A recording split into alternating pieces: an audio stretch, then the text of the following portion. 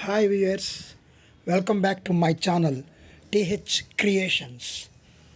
DSC content, 9th class, Social Studies, Economics, Lesson 1, Part 3లోని Palampur గ్రామ కథలోని అంశాలను పరిశీలిద్దాం.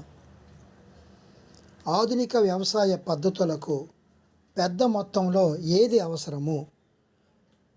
భూమి, శ్రామికులు, దక్షత, మూలధనము. సవిత ఒక చిన్న రైతు. తనకున్న 1 హెక్టారు భూమిలో ఆమె గోధుమ పండించాలనుకున్నది.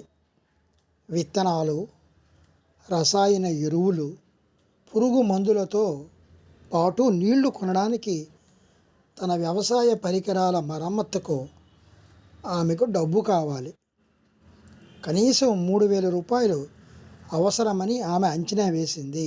ఇది భౌతిక మూలధనము, మానవ మూలధనము, నిర్వాహక మూలధనము, శ్రామిక మూలధనము.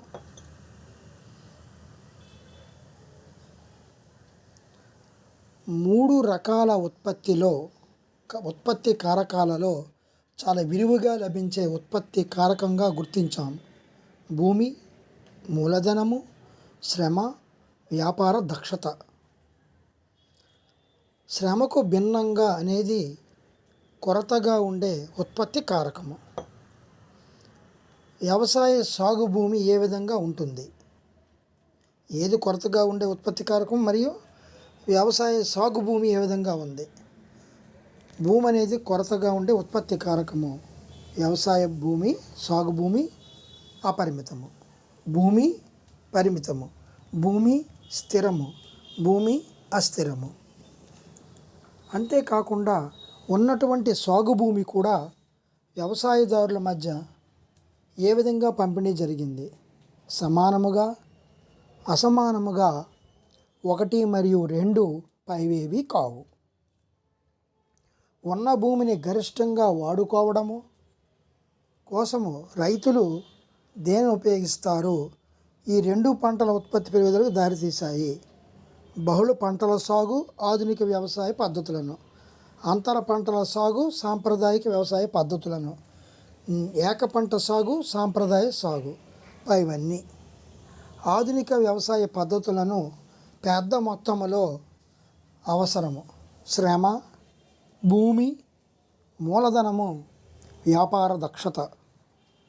ప్రత్యేకించి చిన్న రైతులకు ఏది అనేది ఒక కొరతగా ఉన్న ఉత్పత్తి కారకము?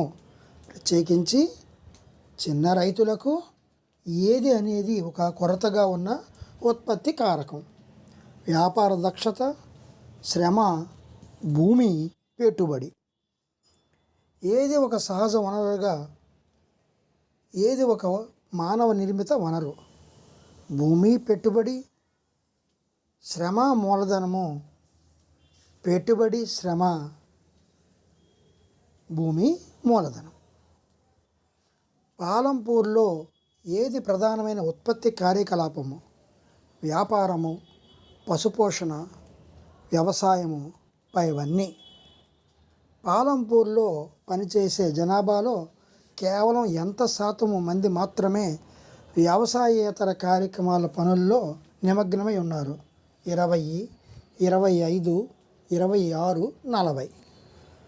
వానాకాలంలో సాగు చేసే దేనిని మేతను అందిస్తారు? జొన్న, రాగి సజ్జ, జొన్న సజ్జ ఇవన్నీ. గ్రామాలలో ఏది ప్రధానమైన ఉత్పత్తి కార్యకలాపం? వ్యాపారమే, పశుపోషణ, అటవీ పెంపకం, వ్యవసాయం. అంతే విస్తీర్ణము గల భూమి నుంచి రైతులు మరింత ఎక్కువ పంటలు పండించడానికి అవకాశం కల్పించాయి. కారణము భూమి తక్కువగాను స్థిరంగాను ఉండడం వలన దీన్ని ఒక ముఖ్యమైన విజయంగా చెప్పవచ్చు. భూమి పరిమితముగా, భూ విస్తీర్ణము అవసరముగా లేకపోవడము, భూమి సహజ కారకాల సంతులనంగా లేకపోవడం ఇవన్నీ. ఉత్పత్తిని పెంచడంలో వేటిపైన ఒత్తిడి ఎక్కువగా ఉంది? రైతు భూమి మీద, భూమి సహజ కారకాల మీద, భూమి మీద, సహజ వనరుల మీద ఇవన్నీ. ఆధునిక వ్యవసాయ పద్ధతులకు ఏవేవి అవసరం?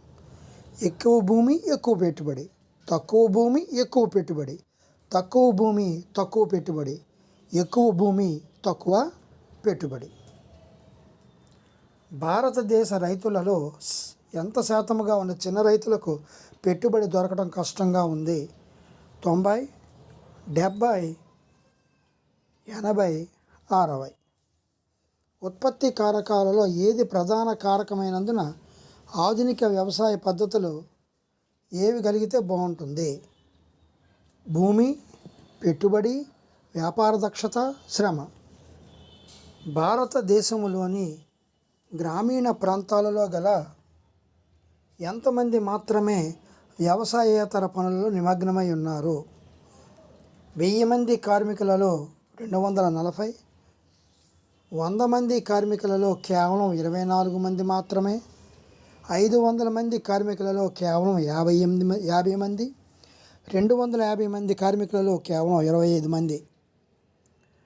వ్యవసాయేతర పనులు విస్తరించడానికి అత్యవసరమైన మరొక ముఖ్య విషయం ఏమిటంటే ఉత్పత్తిగా చేసిన వస్తువులను ఎగుమతులుగా పంపించటము, ఉత్పత్తి చేయని వస్తువులు మరియు సేవలు మార్కెట్ లేకపోవడం, ఉత్పత్తి చేసిన వస్తువులు మరియు సేవలకి మార్కెట్ విపణి కలిగి ఉండడము పైవన్నీ.